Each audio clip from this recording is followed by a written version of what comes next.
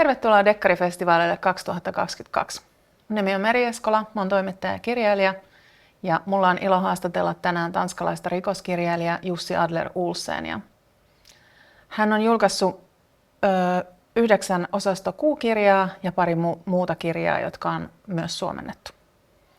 Hänen kirjojaan on käännetty 40 kielelle. Niitä on myyty yhteensä yli 27 miljoonaa kappaletta. Ja tätä uusinta rikosromaania Natriumkloridi on kuulemma myyty Tanskassa 1 kuukauden aikana 100 000 kappaletta.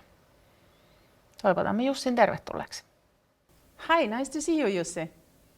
Hello, Mary. And welcome Nice to to the see you. thank you. And welcome to the Crime Fiction Festival 2022. Very exciting. I look forward to them. And unfortunately, Look to all the readers. we couldn't have you here. I understand you're so busy that you couldn't fly here, but now we're having you online. All right. Maybe I will go another time. Yeah, maybe next year. So where are you? That seems like an office. I'm sitting in my own home office. It's quite big. I'm sitting here with my personal assistant, Elizabeth, who is taking care of everything apart of writing. And here we have my archives, as you can see in the back. Languages, 42 different languages, also Finnish, to give away to people like you when you come and visit me. And we have archive material from former books and so forth. So it's in Hørsholm, north of Copenhagen. I live here for 1.5 years, had to move because of my son are living here. So he asked. And So it's a wonderful place. I met you before in my summer house in Rørvig in the northern part of Zealand, and I just came from there. So good timing. Yeah. What is the most exotic language you have your translations? Oh, language, okay. Sorry. Most exotic. Armenian. Yeah. Armenian, I think, because in Armenia, I think I'm the only Danish writer ever. Okay. To be translated. Maybe it's wrong, but it's very, very seldom and very rare to be there. Okay. And it's fantastic because the language in written words looks like in hospital when you're nearly dying, Oh, okay.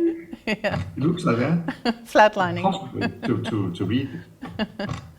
And There's Taiwanese, there's Chinese, there's Korean, there's even Finnish. even what an exotic language that is. Yeah. Yeah, it was one of the languages I actually started up with. Akkostalo. Yeah, Akkostalo. Yeah. Was I think you were the second country in my foreign country life. Oh. Thank you for that. You're welcome.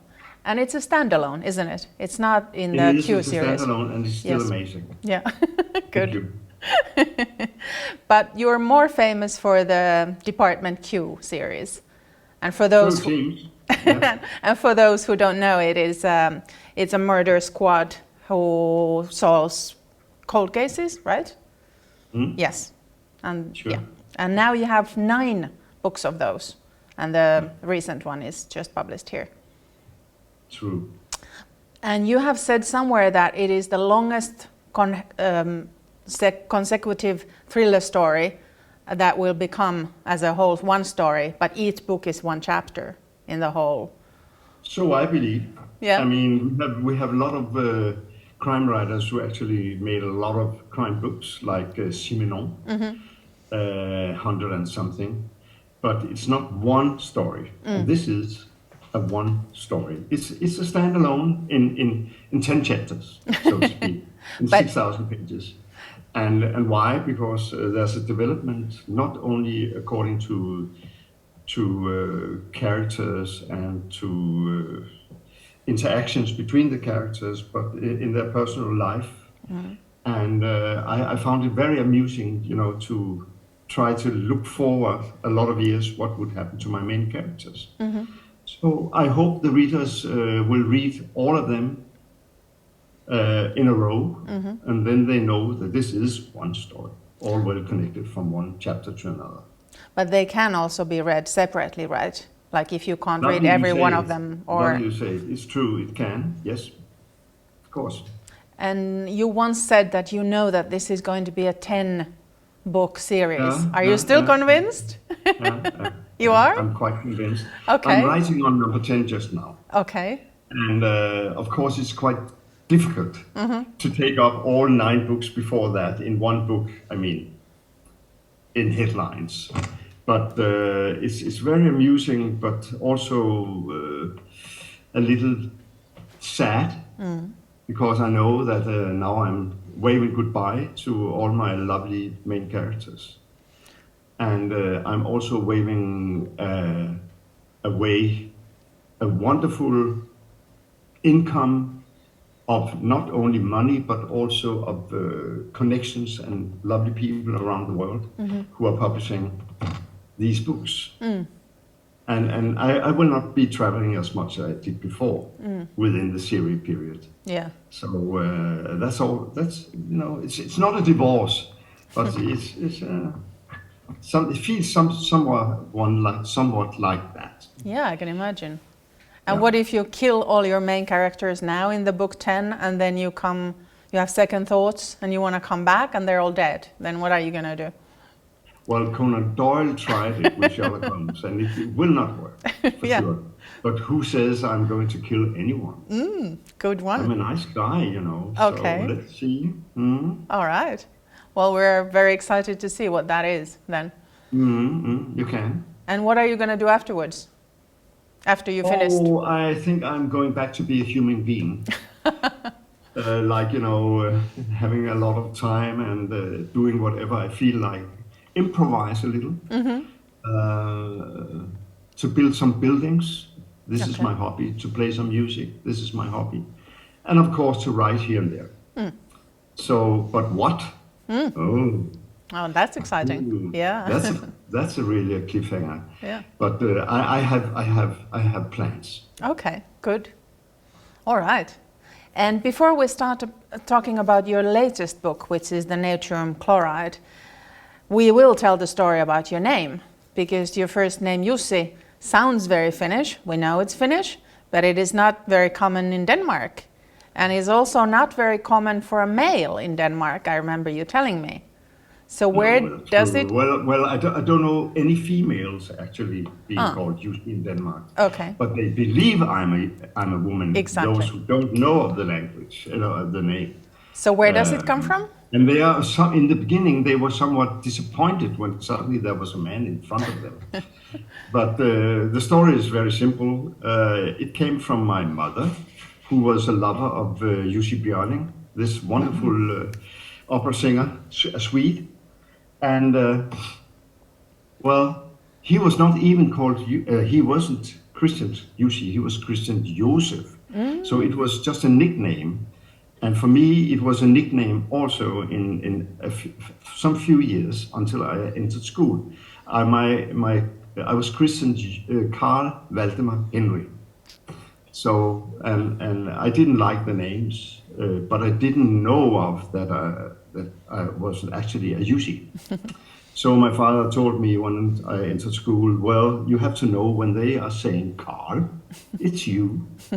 And I was shocked. Simply, this 6-year-old guy who lost his identity within a split second. So I sat in the corner for a few days and said, I'm not going to school with that name, Carl. And my father, he knew I had to do something. So he wrote the King of Denmark, Kong Frederik IX, that he had a problem with his son, he wouldn't go to school. And he responded very, very quick with such a long letter here. From now, me, the king, king from, and the count from, hereby announce, and then from now on, your name is, and then Carl Valdemar Jussi Henry.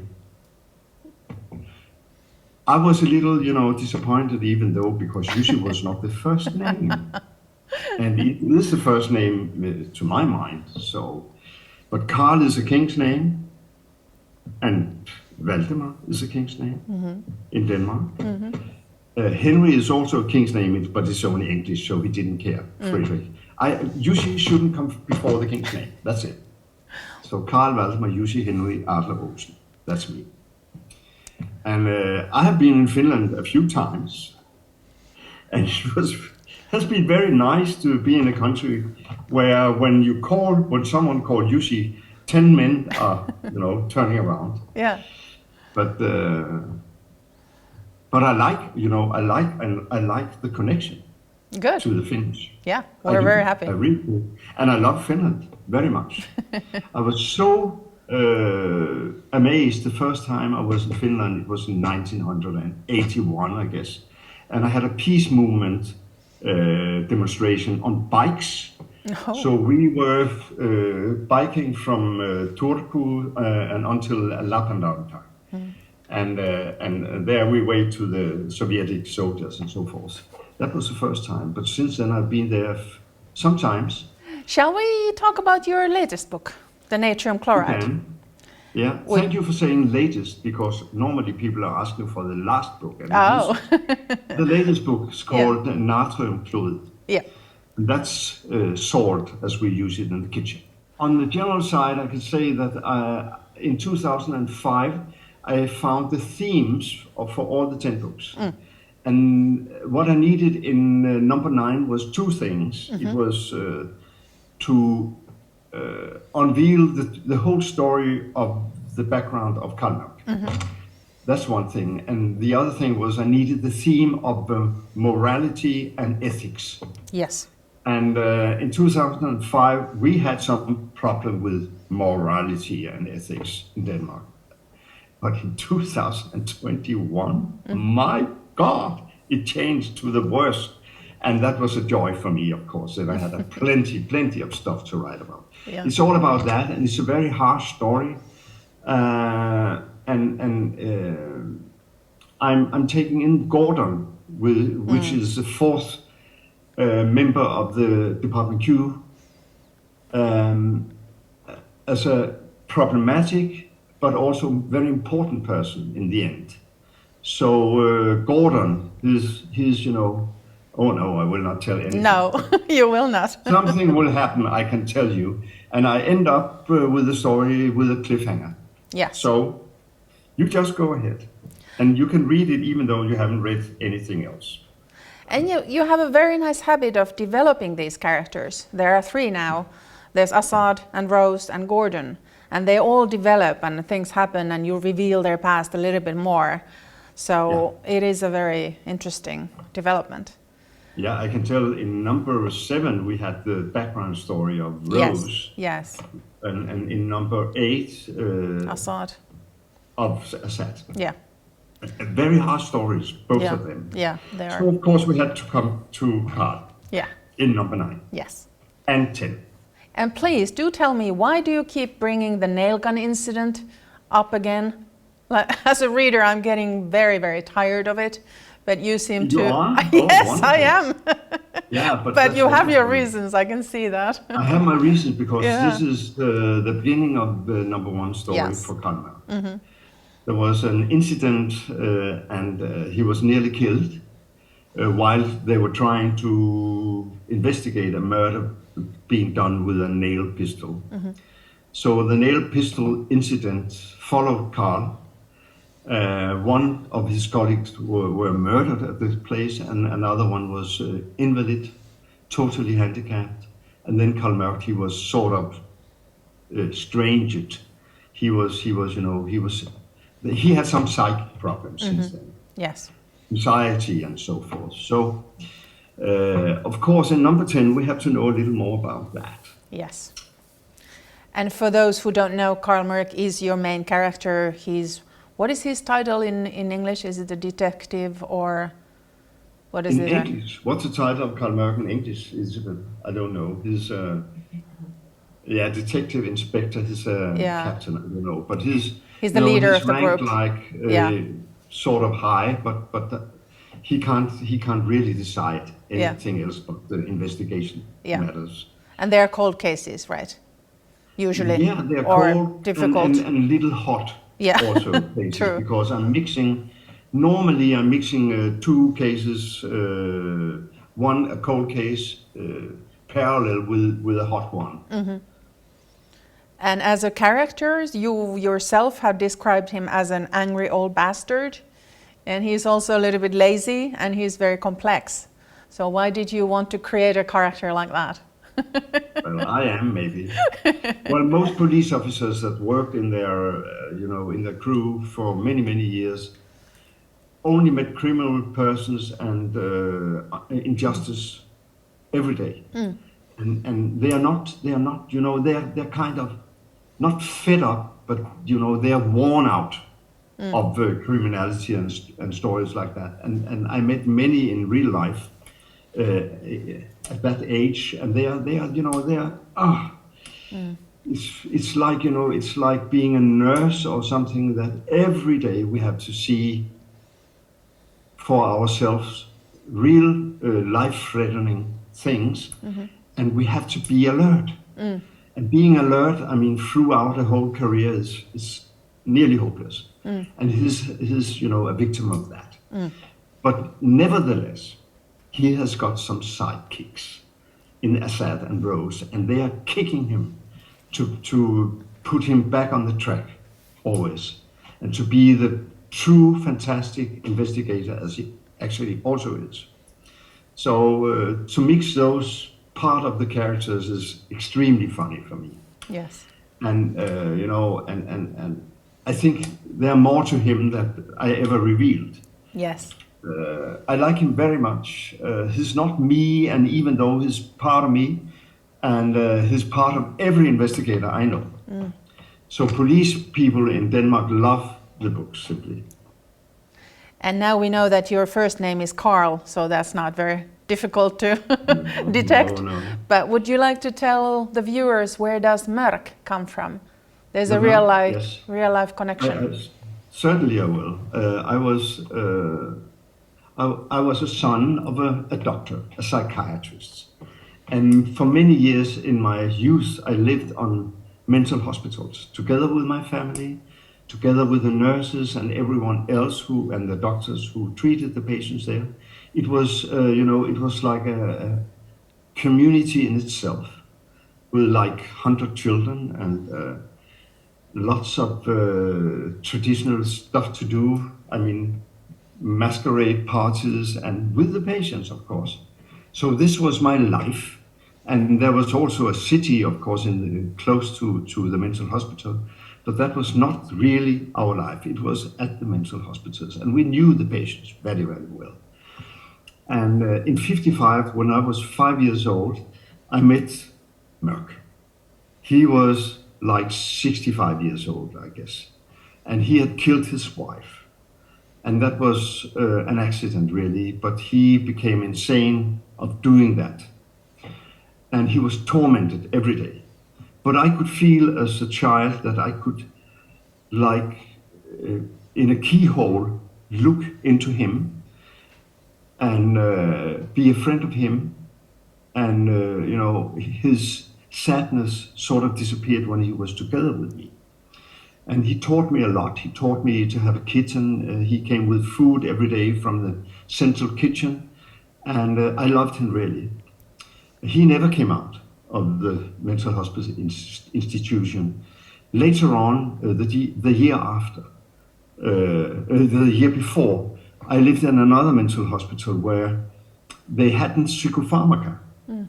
It came actually in 1956, and in 1955, that was in 1956, I was in that mental hospital with Mörk. In 1955, they could only treat people with lobotomy or strapping down, or harsh medicaments or electroshock and so forth. So, but in 1956 with Mörk, they had some pills, psychopharmaca, and it worked splendidly. Suddenly, I could see the souls behind the insane people, and it's sort of a tribute to this patient that I call myself as an investigator for Carl and Mörk. Yes. And is this... And Mörk as well in Danish means dark. Oh, So, yes. So is this background the reason why you have these complex characters and imperfect people and mental issues sometimes in the books? that you want Absolutely. to? Yes. Absolutely. I mean, I lived there throughout my whole childhood in 4 different mental hospitals and learned a lot from that about empathy or no empathy, about not being able to concentrate, having no borders. I was taught from the patients themselves, from my father as a doctor, and from my childhood life amongst the patients. We walked in the departments, around in the departments. There were in the last mental institution where I lived for 7 years, there was only 1 department out of 16 that we couldn't go freely into. And I also learned that if people are being treated properly and okay from their childhood on, the chance for developing a mental disease is not so big. So with love and to care about people, they have a better chance to live a normal life. I was afraid of being insane myself, of course. I asked my father, will I be insane like those? No, dear, you are living, in such a lovely family who loves you and take care of you and whatever. You also address this in your books. You also portray women and children who are mistreated when they're little, and then the consequences are dire. So you're also discussing this in the books. Yeah, I do. Yeah. And you seem to have a thing about injustice and abuse of power. Because I noticed you have in many books, you have groups. Now we can hear you interviewing before. But it's true, it's my main theme of all books, of every book I did. It's misuse of power. And I hate misuse of power. I mean, and not in the big extent only as Putin or Berlusconi or Donald Trump. Or Anders Fogh Rasmussen, our former prime minister.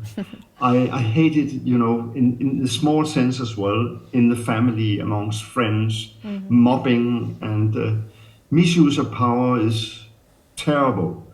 And it also always shows me that to be empathic is the most important thing you can teach your children, actually. Because with a lot of empathy, you cannot be a Donald Trump or Putin or Berlusconi. You cannot. Yeah. And so that's my biggest advice. Look for the empathy in yourself and use it every day in some way. Can only be with your feelings. I mean, to be sad for other people's destiny is a sort of empathy that is very worthwhile, in my opinion. So, misuse of power. Well, power is good. Power is fantastic if it's not misused. Yeah. And I misuse the power in my villains almost every time I'm writing a book. And then there's punishing and revenge around that.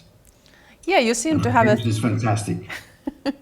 You seem to have a thing for sect leaders and gurus and everybody who has a righteous cause and they think they are making the world a better place, but it's not so. And you seem to be very irritated with them, which is fun for the reader. Yeah, should be. Yeah. But most readers really don't think of those problems in the daily life. Yeah. The problem of, for instance, in Denmark, we're having stuff called quick loans. That means you can lend money for no reason, actually. And you can do it again and again and again, and suddenly you are in the debt of enormous proportions. So, and I hate that. It's allowed. Why is it allowed? I mean, why should it be allowed? Remove it. Take your responsibility as a state, as a government, and remove that from our daily life. But normally people think, well, I need this and this and this. Oh, very convenient.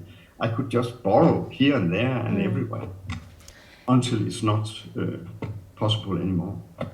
And you've said that you took the crime novel genre because you were able to address all these issues in these kind of books, that they allow you.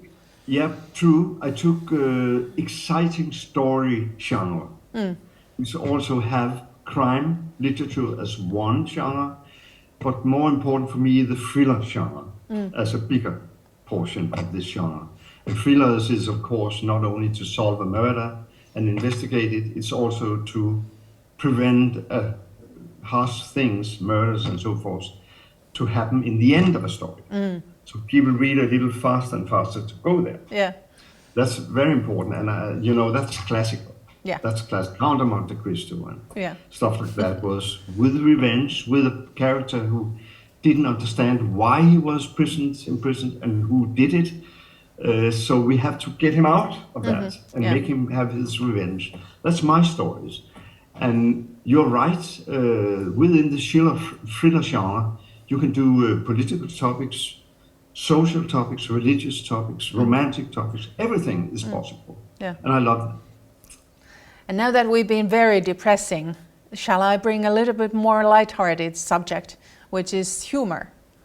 Yeah, and not everybody knows that you have a very long background in the comic books. You used to publish them, and you sold them, and you edited them and everything.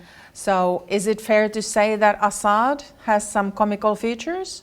Oh yes, absolutely. Yeah. Absolutely. I wrote some books about the Marx Brothers. Yes. And they are also saying things that are not very convenient or polite, but Assad he's just he's such a sweet character, and he's never trying to put someone down with his humor, but he's catalyzing the reader in their reading with the humor. Yes.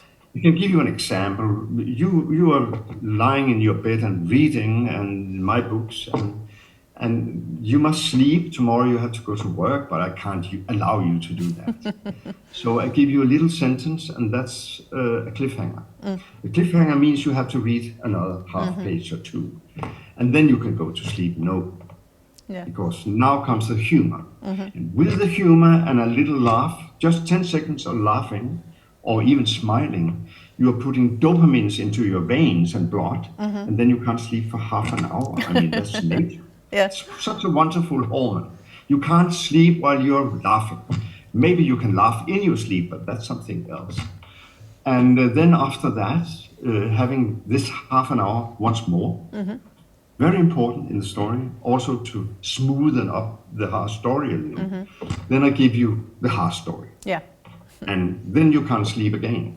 Then you have another cliffhanger, then a little funny, and so forth. Yeah. And hopefully I can keep you awake the whole night. But humor has a lot of sayings.